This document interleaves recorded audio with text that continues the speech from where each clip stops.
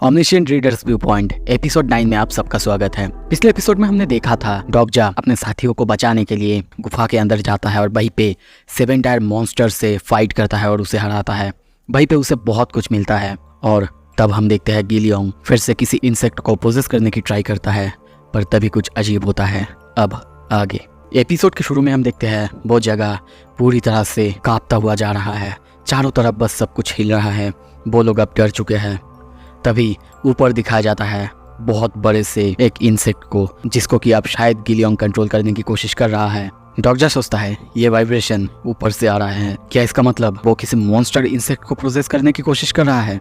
और तभी गिलियोंग को रोकने के लिए कहता है और सोचता है अगर अभी के लिए वो ऐसा करने की कोशिश करेगा तो ये बहुत प्रॉब्लम की बात होगी। वो गिलियोंग को बार बार हिलाने लगता है, रुकने के लिए कहता है। गिलियोंग तभी कहता है क्या डॉगजा।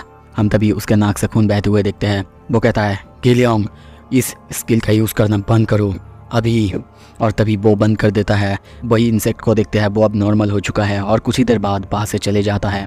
गिलियोंग कहता है हाँ मैंने कर दिया है। तभी वो जगह अब शांत होता है। डॉगजा कहता है मुझे विश्वास नहीं हो रहा है गिलियोंग, तुम्हें शायद अब से अपने इस स्किल का बहुत टाइम तक इस्तेमाल नहीं करना चाहिए। और सोचता है वो ऐसी मोनाक स्पीशीज इंसेक्ट को समन कर सकता है। अगर वो और थोड़ी देर ऐसा करता तो शायद हम यहाँ पे जिंदा बड़ी हो जाते।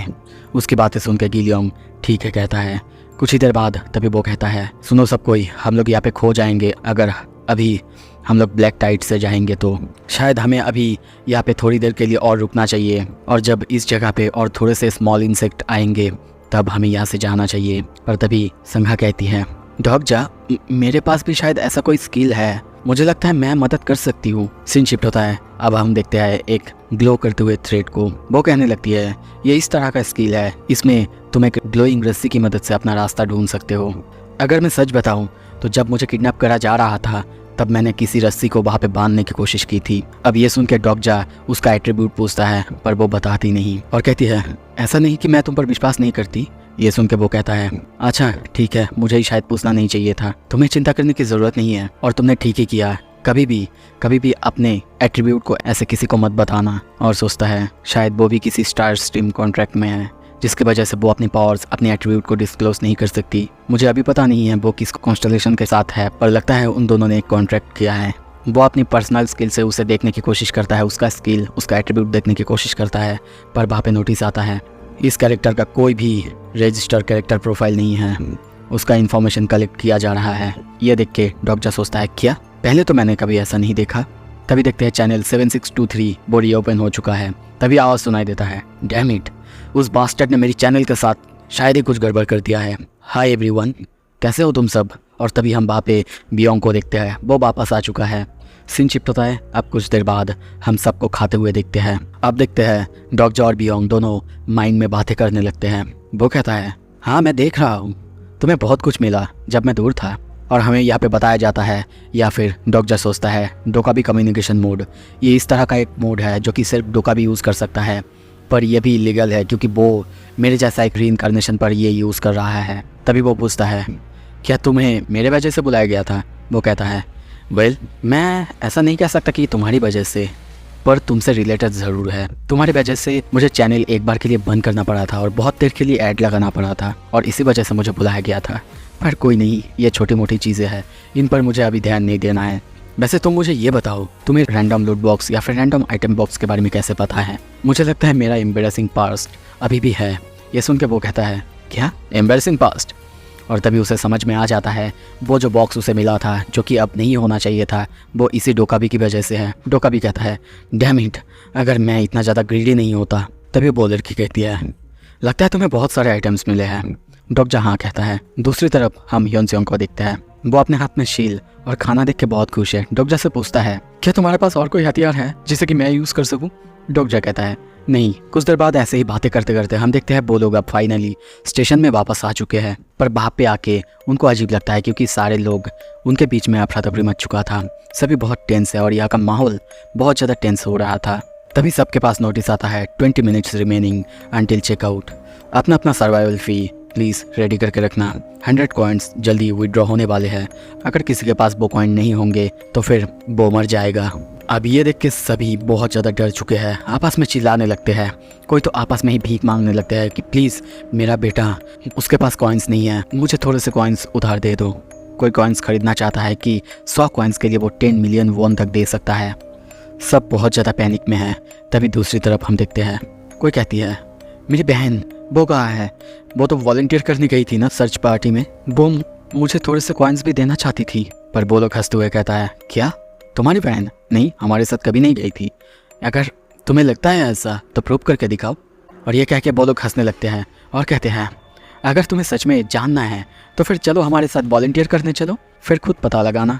वो लोग अब रोने लगते हैं। ये देख के हम देखते हैं हुयन को बहुत ज़्यादा गुस्सा आ जाता है। हमें वहाँ पे नोटिस दिखाया जाता है हुयन जियोंग उसकी एट्रीब्यूट जल्दी ही ब्लॉसम होने वाले हैं। तभी वहाँ पे इनो आता है और कहता है डॉगजा, आई एम सो ग्लैड तुम यहाँ पे आए हो, पर अगर मुझे याद है तो यहाँ पे तुम्हारे पास सबसे ज़्यादा कॉइन्स होंगे। और वो मन में सोचता है कॉइन्स इस दुनिया में सबसे ज़्यादा पावरफुल चीज़ है, और अगर यहाँ पे सबसे ज़्यादा कॉइन्स किसी के पास है वो हूँ मैं। ये बात सुन के सब अब डॉगजा के पास जाने लगते हैं, उसके पास से कॉइन मांगने लगते हैं, मदद करने के लिए कहते हैं, क्योंकि सबको पता है अगर टाइम रहते वो लोग कॉइन्स नहीं दे पाएंगे तो फिर वो सब मर जाएंगे। इनो फिर से कहने लगता है मिस्टर डॉगजा, तुम्हें पता है ना मेरे पास एनफ कॉइन्स नहीं है गरीब लोगों की मदद करने के लिए, पर तुम्हारे पास तो है, क्या तुम इन सबको ऐसे ही मरने दोगे? डॉगजा को थोड़ा सा गुस्सा आता है। वो सोचता है इनो जियोन, यहाँ पे लगभग 20 लोग, यहाँ पे लगभग 20 लोग हैं, अगर मैं इन्हें 100 कॉइन्स करके भी दूँ तो फिर मैं अपना 2000 कॉइन्स खो दूंगा, पर अगर मैं अपना कॉइन शेयर नहीं करूंगा तो फिर यहाँ का विलन मैं ही बन जाऊंगा। वापस जितने भी लोग थे उसके आसपास सभी उससे कॉइन्स की भीख मांगने लगते हैं, क्योंकि किसी का बच्चा या फिर कोई खुद यहाँ पे मरने वाला है अगर कॉइन्स नहीं होंगे तो। वो सोचता है पर मुझे कैसे पता चलेगा यहाँ पे कौन अच्छा है और कौन बुरा, कौन डिजर्व करता है जिंदा रहना। जो पहला सिनारियो था वही था सबसे ओरिजिनल सीन। ये लोग अपना रिस्पॉन्सिबिलिटीज खुद नहीं ले सकते, जबकि जो भी यहाँ पे आए हैं सब किसी ना किसी को मार के ही यहाँ पे आए हैं। तभी देखते हैं दूसरी तरफ डोकाबी को, वो अब हंसने लगता है, सबको कहता है और सिर्फ 10 मिनट्स यहाँ पे बचे हुए हैं। डॉक्टर को ऐसे सोचते हुए देख के सारे जो कॉन्स्टेलेशंस हैं जैसे कि secret plotter, prisoner of golden headband, demonic जज ऑफ फायर, सभी उसके डिसीजन का इंतजार कर रहे हैं। डॉक्टर सामने देखता है और सबको कहता है समझा, तो तुम सब चाहते हो कॉइन्स, पर क्या होगा अगर मैंने तुम लोगों को कोई भी कॉइन्स नहीं दिए? और सोचता है मैं अब उसके हिसाब से नहीं खेलूंगा, यहाँ पे अपने हिसाब से खेलूंगा। उसकी ये बात सुन के इनो थोड़ा सा हंसता और कहता है मुझे पता था तुम ऐसा ही कहोगे। सारे लोग उससे सवाल करने लगते हैं क्यों, आखिर तुम हमें कॉइन्स क्यों नहीं देना चाहते? वो भी कहता है तुम ऐसे ही नहीं हो, जब से तुम यहाँ पे आए हो तुमने सबसे पहले तो अपना खाना सबको बेचा, वो भी कॉइन्स के बदले। अगर सोचो तुम्हारा खाना सब कोई नहीं खरीदते तो इनके पास अब बहुत सारे कॉइन्स होते, शायद ये लोग अपने बच्चे को या फिर सबको बचा सकते थे। और ये सुन के सब और ज़्यादा पागल हो जाते हैं, चिल्लाने लगते हैं हाँ उसने सही कहा, हमारा कॉइन्स वापस करो, जल्दी से कॉइन दे दो। सभी अब उन सबको घेर लेते हैं। दूसरी तरफ उन सबको देख के इनो हंसने लगता है और कहता है डॉगजा, मैं तुम्हें बस एक चांस अभी दे रहा हूँ, लोगों का कॉइन्स लोगों को वापस करो। यह सुन के डॉगजा भी उसे कहता है और अगर मैं रिफ्यूज़ कर दूँ तो? अब देखते हैं दोनों का अलग अलग दल वहाँ पे डिवाइड हो जाता है, दोनों में से सब लड़ने के लिए तैयार।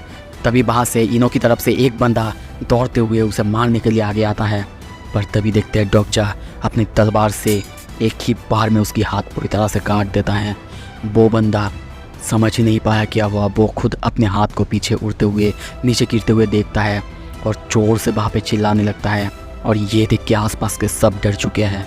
डॉगजा कहता है हाउ पैथेटिक, क्या सच में तुम सब अपने इस सिचुएशन के लिए मुझे ब्लेम करते हो? दूसरी तरफ उसी बंदे को देखते हैं, वो अभी भी चिल्लाए जा रहा है। उसका कैरेक्टर प्रोफाइल डॉक्टर जब देखता है कि उसका जो स्टैट्स है एक गैंगस्टर होने के नाते बहुत ज़्यादा हाई है, और सोचता है शायद उन लोगों ने वही किया है जो मैं सोच रहा हूँ।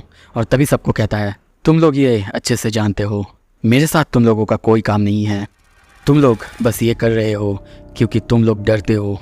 तुम जानते हो यहाँ पे क्या गलत हो रहा है, तुम्हारी लाइफ अभी खतरे में है, पर तुम लोग ये भी जानते हो कि वो लोग तुमसे ताकतवर है। तुम लोग डरते हो क्योंकि उन लोगों के पास तुमसे ज़्यादा कॉइन्स हैं, तुमसे हायर स्टैट्स उनके पास है। ये सुन के इनो हंसने लगता है और कहता है डॉगजा, अगर तुम क्या कहने की कोशिश कर रहे हो? पर वो उसकी बात बिना सुने कंटिन्यू करता है और कहता है पर क्यों, कभी तुम लोगों ने सोचा है उनके पास आखिर ज़्यादा कॉइन्स क्यों है, तुमसे ज़्यादा हायर स्टैट्स उनके पास आखिर क्यों है, जबकि तुम सब यहाँ पे एक साथ ही हो, क्योंकि वो लोग गैंगस्टर्स है ना। और ये सारी बातें सुन के तभी एक बंदा बाहर से पूछता है, हाँ अगर सच में हम सोचे तो तुम लोगों के पास इतने सारे कॉइन्स कहाँ से आए। ये सुन के इनो अब थोड़ा सा नर्वस होता है और कहता है तुम लोग अच्छे से जानते हो मैंने बहुत सारी चीज़ें यहाँ पे बेचा है। पर उसकी बात काटते हुए तभी डॉक्टर फिर से कहता है, जब मैं यहाँ पे आया था कुछ दिन पहले यहाँ पे 87 लोग थे, पर अब सिर्फ गिन के 50 ही बचे हुए हैं, तो फिर बाकी लोग वो कहाँ है, कभी तुम लोगों ने सोचा है। वही बंदा कहता है, क्या, पर वो लोग तो मॉन्स्टर्स को मारने गए थे ना, पेट्रोल पे उनकी मौत हो गई है। ये सुन के वो फिर से कहता है, क्या मॉन्स्टर्स, क्या तुम लोग इन सारे बातों पे विश्वास करते हो, यू इडियट्स। क्या कभी एक बार सोच के भी नहीं देखा क्यों सिर्फ तुम लोगों के ही मेंबर्स मारे जाते हैं, पर जो चियोल्डियो गैंग है उनके कोई भी मेंबर्स नहीं मरते। और क्यों ये जो इनो देख रहे हो, इनके लोग, इनके गैंग मेंबर्स हमेशा जब लौटते हैं पहले से ताकतवर होके लौटते हैं। उन्होंने पहले भी कहा था ना कि अगर तुम लोग हमें मार दोगे तो फिर तुम्हें कॉइन्स मिलेंगे, मगर ये बात उनको कैसे पता कि किसी को मारने से कॉइन्स मिलते हैं। तभी हम देखते हैं धीरे धीरे वहाँ पे एक एक बंदा जागने लगता है, इनो से सवाल करने लगता है। डोका भी हंसते हुए कहता है अब सिर्फ 7 मिनट्स बचे हुए हैं। और ये सुन के सब लोग और ज़्यादा डर जाते हैं, पागल हो जाते हैं। इनो के ऊपर सब लोग गुस्सा करने लगते हैं, हथियार के साथ आगे बढ़ने लगते हैं। डॉक्टर चिल्लाते हुए कहता है, अगर इतना सब कुछ जानने के बाद, सुनने के बाद भी तुम लोगों के अंदर थोड़ा सा भी प्राइड बचा हुआ है तो खुद जाके उनसे फाइट करो। अपने वो कॉइन्स जो कि उन्होंने तुमसे छीन लिए हैं वापस लो, वो भी अपने ही हाथों से। और तभी सबको कमांड करते हुए कहता है, यही तो है और ऐसा ही तो है ये दुनिया। और ये बात सुन के ही हम देखते हैं अब सब लोग पागलों की तरह इनो पर टूट पड़ते हैं। सब लोग उसे मारने के लिए आगे बढ़ते हैं। अब वहाँ पे सारे लोगों के बीच वार छिड़ जाता है, सब लोग लड़ने लगते हैं। यहाँ तक कि एक बच्चा जो कि अपने मम्मी से पूछता है, उसकी मम्मी भी उसे लड़ने के लिए तैयार करती है। चारों तरफ बस फाइट्स और फाइट्स हो रहे हैं। इनो के गैंग, डॉक्जा, हुईयोंग, सब कोई फाइट्स कर रहे हैं। डॉक्जा अपने तलवार से सबको बस मारते हुए जा रहा है, अपना रास्ता क्लियर करते हुए जा रहा है। तभी उसके सामने एक बंदा, उसका हाथ वो पूरी तरह से काट चुका है और वो कुछ कहने की कोशिश करता है, पर उससे पहले हम देखते हैं उसके मुंह के अंदर रॉड घुसा देता है हुईयोंग। डॉक्जा ये देख के बहुत ज़्यादा शॉक होता है, पीछे देखता है। हुईयोंग तभी कहती है, मैंने तुमसे कहा था ना, मैं तुम्हें एक दिन ज़रूर पकड़ूंगी और मार डालूंगी। नोटिस दिखाया जाता है, the requirement for the evolution of the attribute crossing figure has been made. अब हुईयोंग की पावर अप होते हुए देखते हैं। नोटिस आता है हुईयोंग जियोंग्स एट्रीब्यूट वो ब्लॉसम हो रहे हैं। तभी हुईयोंग के अंदर उसकी जो नया पावर वो जागते हुए हमें दिखाया जाता है। तभी और एक नोटिस आता है, हुईयोंग जियोंग्स एट्रीब्यूट वो ब्लॉसम हो चुका है। जज ऑफ इविल हीरोइक। हुईयोंग की आंखें ग्लो करने लगती है। जब डॉक्टर ये देखता है जज ऑफ इविल, वो बहुत हैरान हो चुका है क्योंकि ये 3 पावरफुल जजेस में से एक है और ये बहुत बहुत हीरोइक पावर है। डॉक्टर कुछ करता उससे पहले हुईयोंग कहती है, पीछे हट जाओ डॉक्टर, वो लोग सिर्फ मेरे हैं। नोटिस आता है, हुईयोंग वो तुम्हारे लिए फाइट करने के लिए हेजिटेट नहीं कर रही है। अब देखते हैं धीरे धीरे हुईयोंग अपने पावर अप करने लगती है, अपने power time of judgement activate करती है। सीन शिफ्ट होता है, दूसरी तरफ हम देखते हैं इनो को सारे लोग आके मार रहे हैं। वो सोचता है, डैम इट, हर बार उनका ही अपर हैंड क्यों होता है, सब कोई वो लोग कहाँ है। तभी जब वो देखता है सामने डर जाता है क्योंकि सामने हम हुईयोंग को देखते हैं, उसका पावर जाग चुका है। उसने अकेले ही अपने सामने आने वाले हर एक लोगों को लगभग मार दिया था। किसी का हाथ, किसी का पैर, किसी का बॉडी काटते हुए आगे बढ़ रही थी। डॉक्टर संघा उसकी पावर्स को देख के सभी बहुत ज़्यादा चौंके हुए थे। तभी देखते हैं वो सामने, अब उसकी तलवार इनो के सामने। इनो अब सबको देखता है। डॉक्टर उसे देखते हुए नोट करता है। इनो भी अब डॉक्टर की तरफ देखता है, हंसते हुए कहने लगता है कैसे तुमने, पर और कुछ कहता है उससे पहले ही हम देखते हैं हुईयोंग उसके फेस के ऊपर से तलवार चला चुकी है और उसका फेस पूरी तरह से काट दिया है। डॉक्टर उसे ऐसे फाइट करते हुए देख के सोचता है, मुझे विश्वास ही नहीं हो रहा है, इसके साथ मैं खाना खाते हुए आ रहा था और मजाक करते हुए आ रहा था। तभी नोटिस आता है, सर्वाइवल फ़ी वो अभी कलेक्टेड होगा। दूसरी तरफ वहाँ की हालत हम बहुत ज़्यादा ख़राब देखते हैं। चारों तरफ बस लाशें पड़ी हुई हैं, खून और खून, सबकी हालत बहुत ज़्यादा ख़राब है। तभी मारने के बाद हुयन वहीं पे बैठ जाती है। डॉगजा वहीं पे आता है, उसकी तरफ हाथ बढ़ाते हुए कहता है उठ जाओ, सेकंड सिनेरियो जल्दी ही शुरू होने वाला है, ये रोने का वक्त नहीं है। और तभी देखते हैं आप सब एक साथ होते हैं। नोटिस आता है 100 coins will be withdrawn daily at midnight as a survival fee. अब तुम सब सेकंड सिनेरियो एरिया में इंटर कर चुके हो, उस जगह को ढूंढो जिसमें सेकंड सिनेरियो स्टार्ट होगा। सो ये एपिसोड इसी के साथ खत्म होता है। अगला एपिसोड अगर आपको जल्दी देखना है लाइक करो, शेयर करो। नेक्स्ट एपिसोड के लिए स्टे ट्यून्ड।